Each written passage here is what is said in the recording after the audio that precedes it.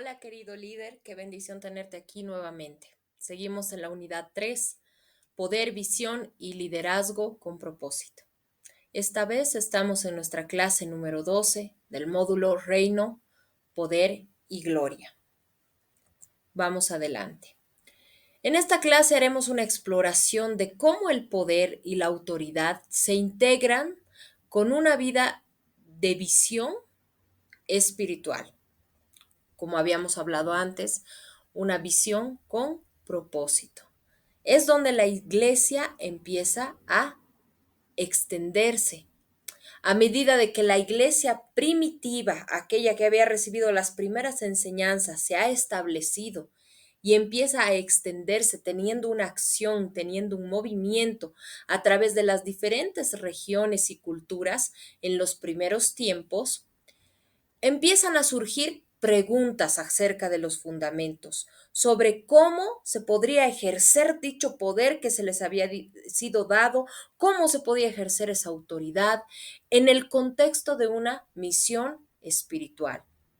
Esa exploración empieza a permitir comprender cómo los líderes eclesiásticos, los apóstoles y los creyentes se relacionan con aquel poder divino que se les ha sido dado y cómo aplicaban ese poder en base a principios fundamentales espirituales en la expansión de esta iglesia, ¿no?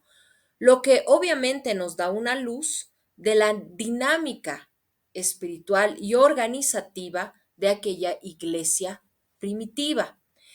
Algo que se destaca mucho en la iglesia primitiva son los viajes misioneros que tuvo Pablo.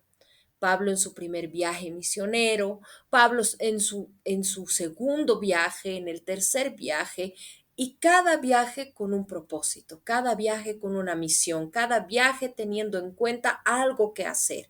Y aunque estaba de viaje en un lugar, muchas veces escribía cartas para mandar a otros lugares donde antes ha estado o donde quizás no ha podido llegar, ¿no? Entonces manda también a aquellos que él estaba liderando para que ellos pudieran ver en qué condiciones están las iglesias que se habían levantado, que habían sido levantadas y que muchas de ellas se estaban extendiendo y habían sido establecidas, pero que se estaban extendiendo, ¿no? Entonces, para esto estudiaremos estas cartas que fueron escritas para Macedonia. La carta de Primera Tesalonicenses y Segunda Tesalonicenses, donde nos refiere mucho a aquellos viajes que hizo Pablo, ¿no? Cartas que le escribe a Tesalónica, ¿no? A la iglesia en Tesalónica. Hay antecedentes históricos de estas cartas, ¿no? Que después de aquel concilio que Pablo tuvo en Jerusalén, inicia este segundo viaje misionero, ¿no? Acompañado de Silas. Esto podemos verlo en Hechos 15 del 36 al 40.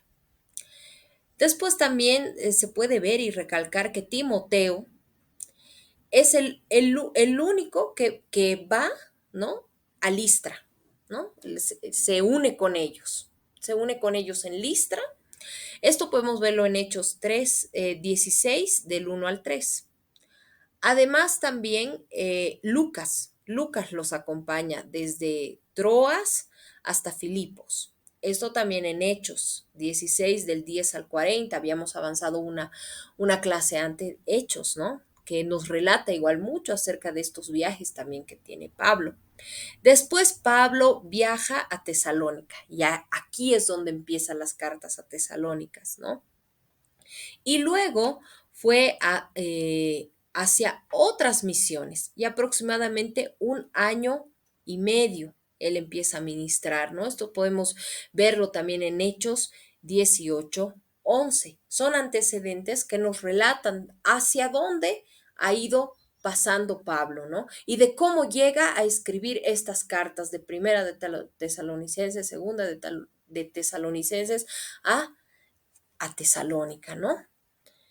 También vamos a ver el contenido, ¿no? Vamos a explorar un poco un bosquejo de cuál es el contenido de Primera Tesalonicenses. Bueno, en su primera instancia, en Primera Tesalonicenses 1, aproximadamente del 1 al 10, hay saludos, acciones de gracias, ¿no? Luego viene un repaso del ministerio de Pablo, ¿no? De que todo aquello que ha hecho Pablo, estas acciones ministeriales que tuvo él. Después podemos ver el deseo de Pablo de visitar de las tesalonicenses, ¿no? De visitar Tesalónica. Esto podemos verlo en Primera Tesalonicenses 2, el 3 también, capítulo 2, capítulo 3, donde les manifiesta, ¿no? Cómo él quiere visitarlos. Posteriormente, en Primera Tesalonicenses 3 también, pero a partir del versículo 6, podemos ver el informe de Timoteo. Timoteo realiza un informe y lo escribe acá. Luego hay instrucciones sobre la vida cristiana. En Primera Tesalonicenses se empieza a escribir varias instrucciones sobre la vida cristiana. Además que se escribe también verdades acerca de la venida del Señor, ¿no? Y también, obviamente, se los exhorta para las situaciones finales que van a acontecer, ¿no? Entonces, es muy interesante este libro de Primera Tesalonicenses, lo cual vamos a estudiar y profundizar. El contenido de Segunda de Tesalonicenses. Igual inicia con acción de gracias y además que incluye una oración. Después habla de aquellos acontecimientos relacionados con el día del Señor. Esto podemos ver en 2 Tesalonicenses 1, del 1 al 12 aproximadamente. Además que hay una exhortación a la firmeza, ¿no? Que sean firmes en las cosas que hagan. Eso podemos ver en 2 Tesalonicenses 2. Después, en 2 Tesalonicenses 3, se puede ver la petición y el mandamiento, ¿no? Hay unas observaciones finales que también se hacen en el capítulo 3. Y este contenido de 2 Tesalonicenses en su bosquejo, podemos ver que hace referencia específica al informe que es llevado por Timoteo, ¿no? Hay una referencia específica al informe que es llevado por Timoteo. Los Corintios, Primera Corintios, los principios de una conducta cristiana. En este libro podemos ver en un principio que existe una primera introducción. Ahí está la base bíblica. Después existe la solución para las divisiones. Habían surgido divisiones y en Primera Corintios, la carta a los Corintios, empieza a escribirse cuál es la solución para dichas divisiones. También la necesidad de la disciplina, el consejo sobre el matrimonio, también se da consejo sobre el matrimonio. Es decir, tiene un contenido de calidad, ¿no? Un contenido de calidad. También en este contenido de calidad tiene el uso apropiado de la libertad. También podemos ver ahí el comportamiento que debe tener uno en una adoración pública. Podemos ver ahí en Primera de Corintios 11 del 1 al 14. Ahí se puede observar. Después podemos ver el evangelio y el poder del mismo evangelio. Esto en 1 Corintios 15, del 1 al 58. Y finalmente las observaciones finales que se relatan en 1 Corintios 16, del 1 al 24. El libro de 2 Corintios es una defensa del verdadero ministerio.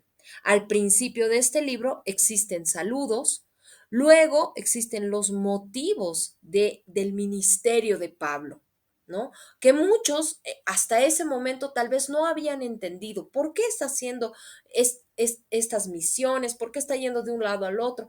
¿Cuáles son los motivos de ese ministerio? Entonces, en 2 Corintios, del capítulo 1, 3, el 2, entonces podemos ahí ver los motivos del ministerio de Pablo. Además, el carácter del ministerio de Pablo. revelando su carácter. También podemos ver la colecta para los creyentes, ¿no? Aquella situación donde vemos cómo los creyentes realizan esto, ¿no? También vemos al final del libro de Segunda de Corintios la audiencia y pequeñas conclusiones. ¿A quién estaba dirigido? ¿Cuál era su audiencia? Y después termina con conclusiones. También el libro de Romanos es una carta a Roma. Este libro es profundo en su enseñanza y clara en su aplicación. Pablo escribe esta carta con varios propósitos. Pablo está inspirado y tiene varios propósitos para escribir esta carta a los romanos. Muestra el corazón de las enseñanzas de Pablo sobre el Evangelio. Podemos ver el poder del Evangelio también en la carta de Romanos. Esta carta es muy importante para Pablo, ¿no? En ella tiene grandes propósitos dirigidos a los romanos, ¿no? Para que ellos pudieran comprender y entender el poder del Evangelio. Entonces, en esta carta podemos ver reflejado realmente el corazón de aquel siervo en todas las enseñanzas que escribe acerca del Evangelio. Entonces, en conclusión, ¿qué podemos decir? Que estos libros nos recuerdan que la iglesia va a expandirse y empieza a expandirse a través ¿de qué? De la proclamación del Evangelio, la obra del Espíritu Santo y la perseverancia de la fe. Mientras se enfoca en el amor, la unidad, que son dos fundamentos muy importantes para que algo pueda crecer. Y finalmente la santidad. Como elementos, estos tres esenciales del crecimiento y la misión que cumple aquella iglesia que empieza a expandirse. Siempre recibiendo consejo, recibiendo exhortación, recibiendo todo aquello que hace que si tu mirada está desviada, vuelva a enfocarse en lo que es realmente el Evangelio, la proclamación de aquel Evangelio, en beneficio de otros, como el Hijo del Hombre, como Jesús. No vino para ser servido, vino a servir. Finalmente, los dejo con este versículo bíblico que está en Romanos 16:27. Al único sabio Dios, sea la gloria para siempre, por medio de Jesucristo. Amén. Que Dios los bendiga en gran manera. Muchas gracias por tu atención. Hasta la próxima.